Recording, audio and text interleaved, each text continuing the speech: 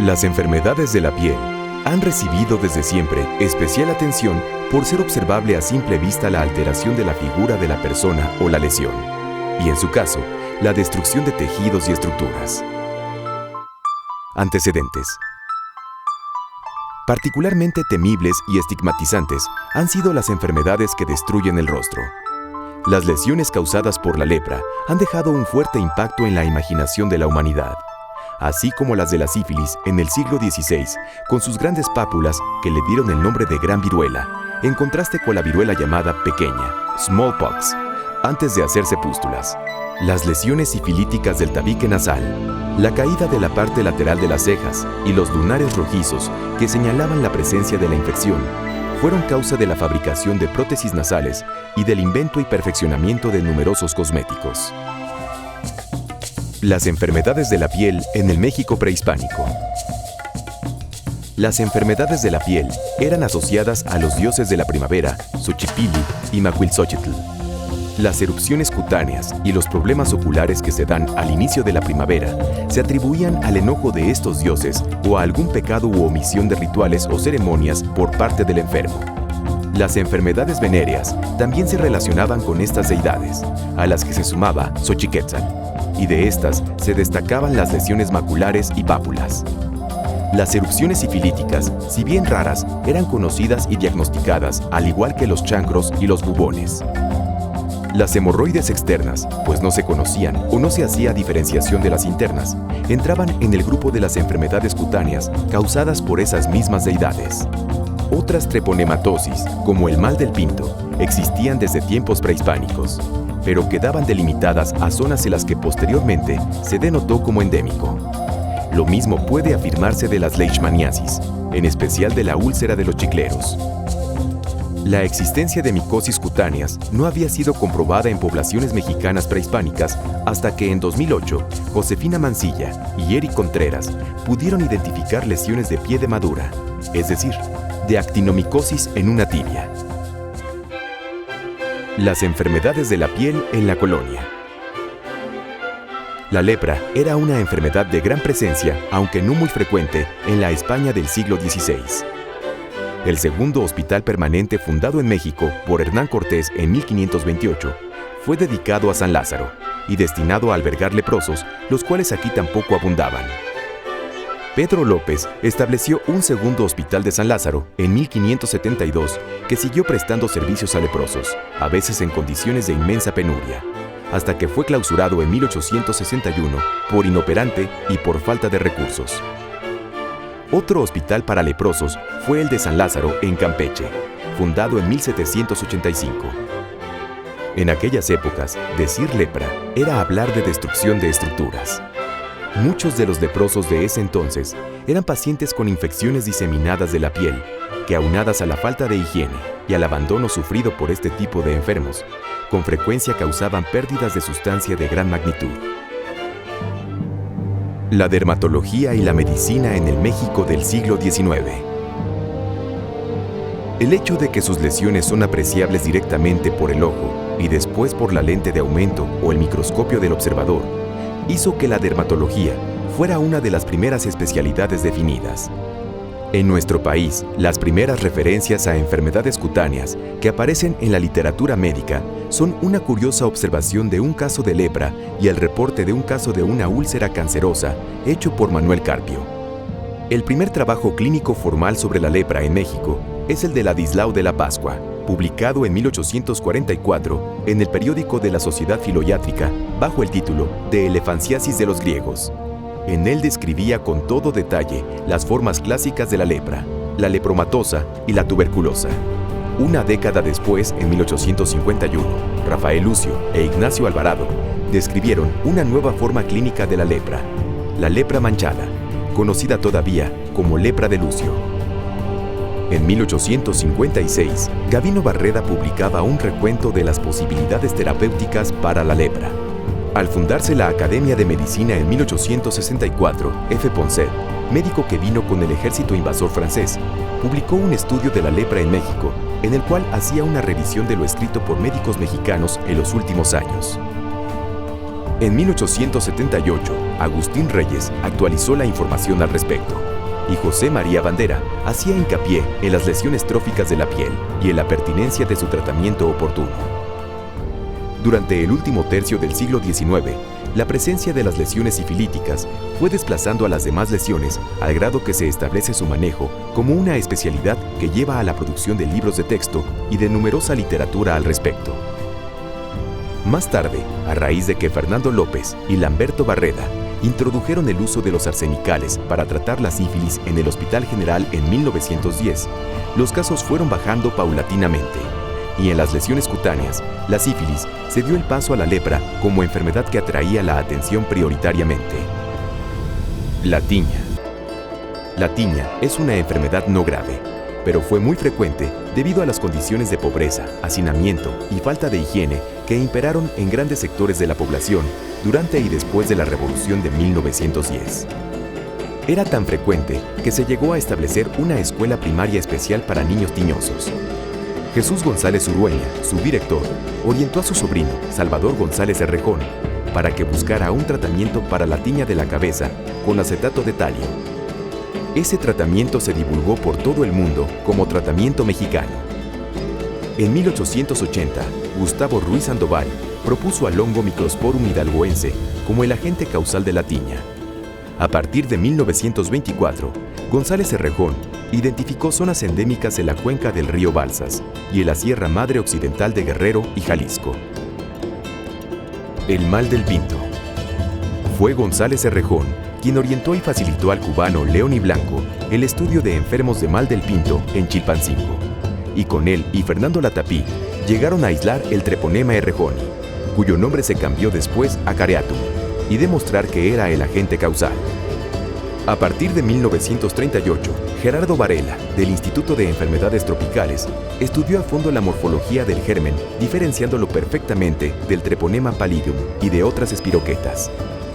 20 años después, Osvaldo Arias Capetillo y Blas Sosa Camacho harían la clasificación definitiva de sus lesiones, incluyendo las más tempranas que no habían sido conocidas por González Errejón, a quien se debe el haber introducido el tratamiento del mal del pinto con penicilina.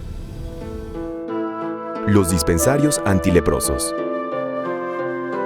El primero fue el dispensario antileproso Rafael Lucio.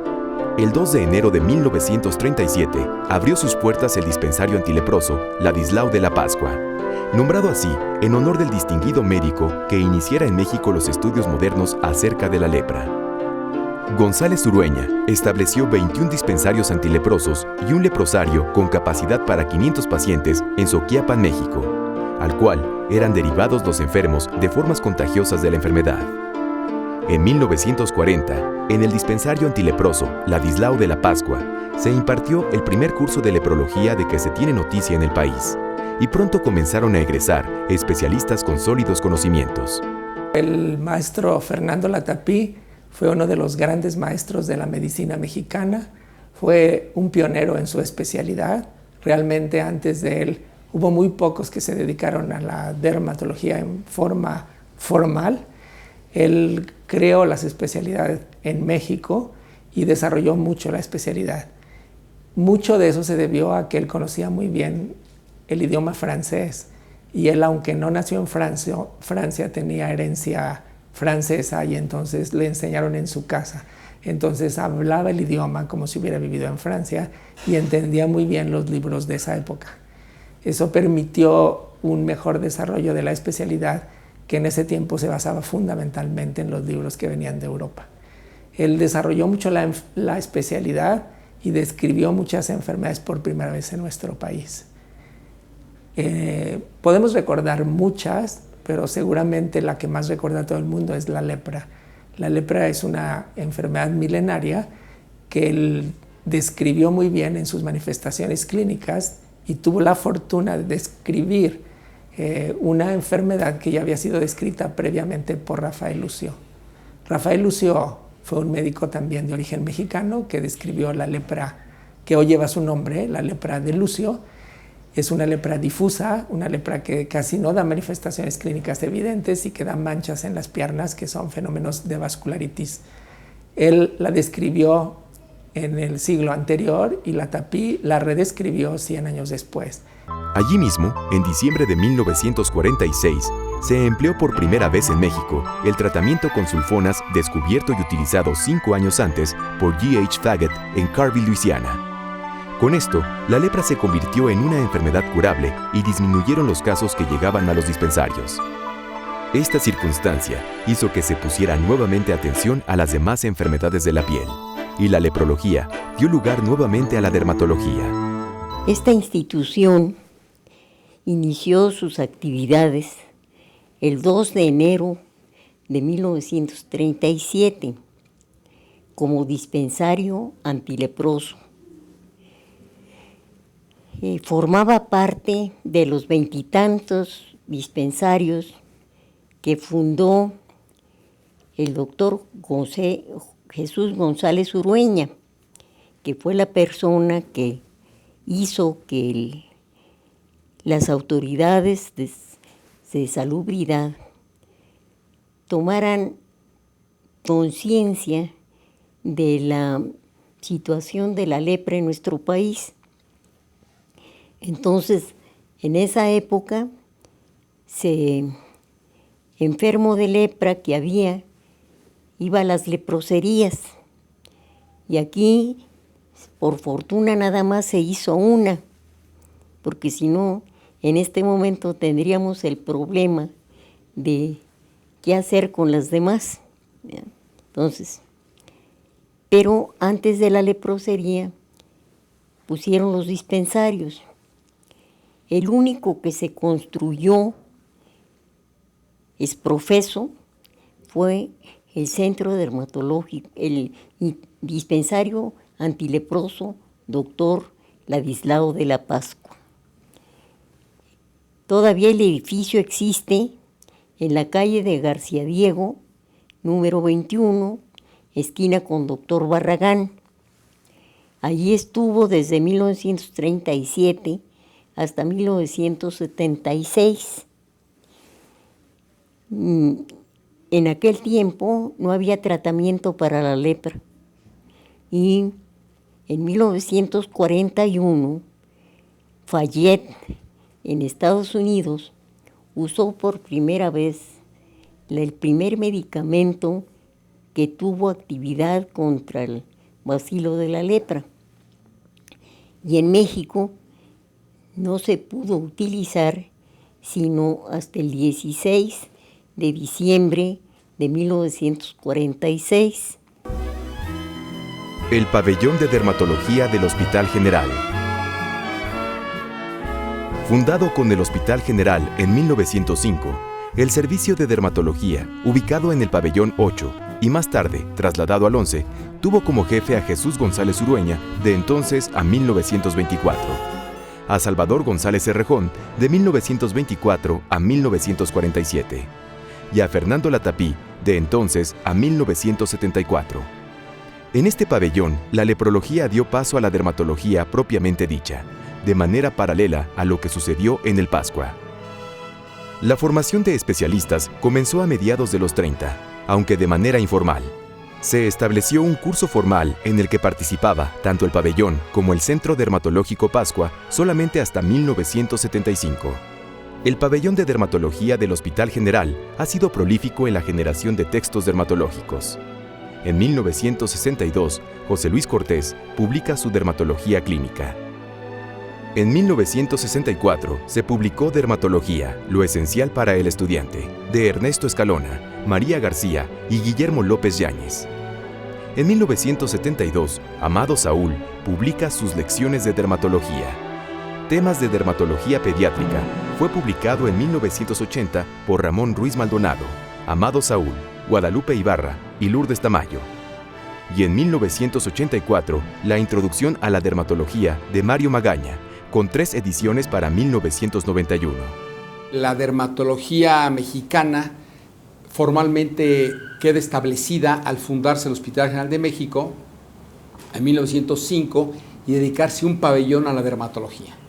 Este pabellón es hasta la fecha el único servicio del país que cuenta con camas propias, una zona de hospitalización, consulta externa, laboratorios, etc. es verdaderamente un pabellón como se fundó en aquella época y desde entonces ha sido el semillero de la dermatología en México. Sin lugar a dudas, la mayor parte de los dermatólogos y los dermatólogos más importantes de México se han entrenado en el Hospital General de México, por la riqueza de sus pacientes, por la pluralidad del hospital, por el tamaño del hospital.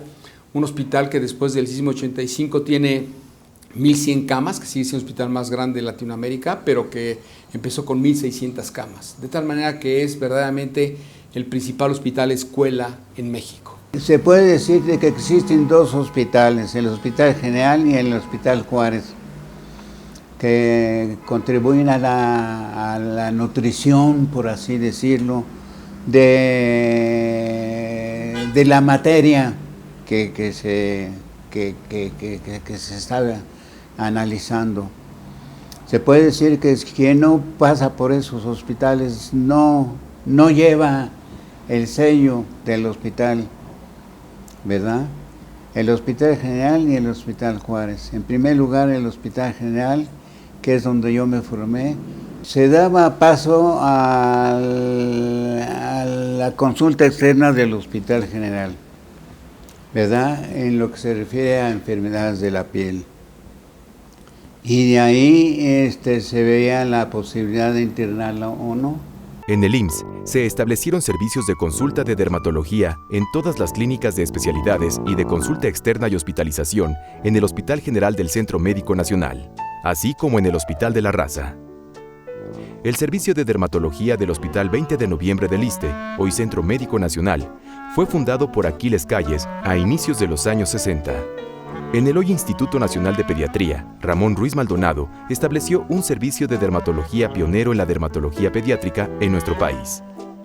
Otro servicio de dermatología de grandes vuelos es el del Hospital General Manuel G. A. González, que actualmente incluye dermopatología, micología, dermatología quirúrgica, fotobiología y la clínica multidisciplinaria de heridas y estomas. En el pasado, el dermatólogo prácticamente estaba desconectado del resto de la medicina. Ahora no pasa así, por varias razones. Primero, porque la dermatología debe ser parte de una medicina multidisciplinaria. Entonces no puede aislarse. Y segundo, y muy importantemente, porque en cuanto a diagnósticos y en cuanto a investigación, la dermatología ha florecido enormemente. Tenemos que tomar en cuenta que fue quizás la rama de la medicina la última en empezar a hacer la investigación de la fisiología de la piel, porque hasta antes de eso se le consideraba una membrana protectora con sensaciones táctiles de dolor, de calor, etcétera, pero hasta ahí nada más. No, ahora la investigación ha mostrado que a nivel de esos 6 milímetros que van desde la parte, digamos, de la capa muerta, que es la capa córnea, que es la más superficial de la epidermis, hasta donde se inicia el tejido celular subcutáneo, es 6 milímetros. Y ahí se suceden una serie de fenómenos que se desconocían. Fue hasta el año de 1982 que se funda el Departamento de Dermatología del Instituto Nacional de Ciencias Médicas y de la Nutrición, Salvador Subirán. Destaca el excelente servicio dermatológico del Hospital Central Militar, bajo la dirección de Crescencio Ochoa Mena, y las importantes aportaciones de Osvaldo Arias Capetillo y Clemente Alejandro Moreno Collado. Orígenes de la dermatología fuera de la capital del país. En 1941, la dermatología afincó sus reales en Monterrey. A Antonio Pieri, dermatólogo catalán, se debe el descubrimiento de que había lepra en Monterrey y la fundación de la Cátedra de Dermatología en dicha ciudad. Para 1966, se estableció un curso de especialización en dermatología en el Hospital Universitario Dr. José Eleuterio González, cuyo titular fue Juventino González Benavides. En 1945, en Guadalajara, José Barbarrubio se hace cargo del dispensario antileproso Dr. Salvador García Diego. La Universidad Autónoma de Guadalajara abrió un curso de dermatología en 1976, aunque desde 1970 tenía cursos informales.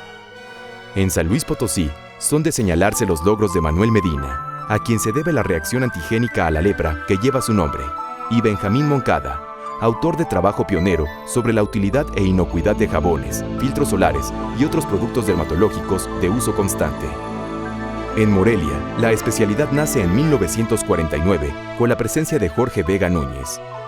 Nuevas dermatitis y dermatosis han sido descubiertas y descritas, como la dermatitis moluscoide, causada por la Neucoengastia nunezi, que es una dermatitis pruriginosa descrita por Roberto Núñez Andrade en 1947.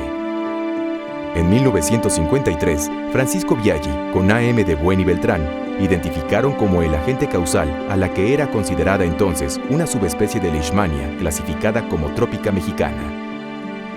Otra parasitosis bien conocida desde hace muchos años es la amibiasis cutánea, la cual ha sido tratada con éxito mediante el uso de diodo-hidroxiquinoleínas en pomadas.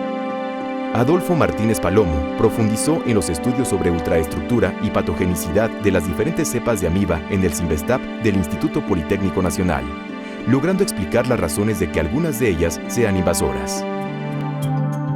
Las micosis. El conocimiento de que los hongos causan lesiones dermatológicas tampoco es nuevo. Teófilo Herrera dedicó el trabajo de toda una vida a descubrir nuevas especies, identificar otras y estudiar a fondo los hongos mexicanos. Los trabajos pioneros de Antonio González Ochoa en el Instituto de Enfermedades Tropicales cambiaron totalmente el panorama de la micología médica. La coccidioidomicosis, reportada desde 1932 por Tomás G. Perrin y Ricardo Cícero, es traída nuevamente a colación y son identificadas y reportadas lesiones por hongos relacionadas con ella. Pedro Lavalle ha hecho contribuciones sustanciales al conocimiento y manejo de la actinomicosis, destacando las particularidades de los diferentes agentes causales. Para 1955, González Ochoa publica un artículo clásico, Las enfermedades por hongos en México. Y en 1956, la TAPI, la casuística de micetomas más importante a nivel mundial. A mediados del siglo, González Ochoa, en colaboración con Vázquez Hoyos, precisó la relación entre reacciones serológicas y patogenicidad de los actinomicetos, y con la TAPI desarrolló el tratamiento con diaminodifenilsulfona de micetomas producidos por Nocardia brasiliensis. En las 3 últimas décadas han cobrado mayor importancia las micosis producidas por hongos oportunistas. Aparecieron luego candidiasis similares como resultado del abuso de los antibióticos. Jesús Aguirre, anatómo-patólogo del Centro Médico Nacional del IMSS, encabezó un grupo de clínicos y cirujanos con quienes revisó y organizó la información derivada de 1000 casos de autopsia a fin de determinar la importancia de micosis oportunistas. Los resultados sobrepasaron cualquier expectativa. Dichas infecciones eran mucho más frecuentes de lo esperado, más graves y con mayor variedad de formas de presentación.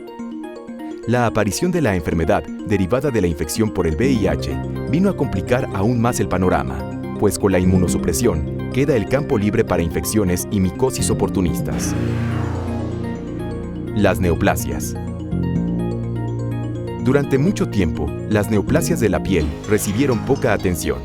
Años después, cobraron relevancia ante la alta incidencia de epiteliomas, de melanomas y de neoplasias secundarias a otras localizaciones primarias. Esta situación contribuyó también a la fundación de la Sociedad Mexicana de Dermatología a inicios de los años 70. Otro gran desarrollo fue el establecimiento de la dermatología quirúrgica como subespecialidad y la búsqueda de técnicas efectivas que dejen la menor huella posible, lo que ha acercado a la cirugía plástica. Jorge Peniche abordó de nuevas maneras la extirpación de los tumores de la cara e hizo estudios epidemiológicos sobre el carcinoma epidermoide. Jorge Ocampo Candiani en Monterrey ha hecho escuela en el diagnóstico y manejo de lesiones cancerosas y sobre todo precancerosas. Una revisión estadística de las neoplasias atendidas en el Centro Dermatológico Dr. Ladislao de la Pascua da una idea del problema que se pretende resolver. Rafael Andrade publicó en 1976 el libro Cancer of the Skin, obra en 2 volúmenes de grandes alcances.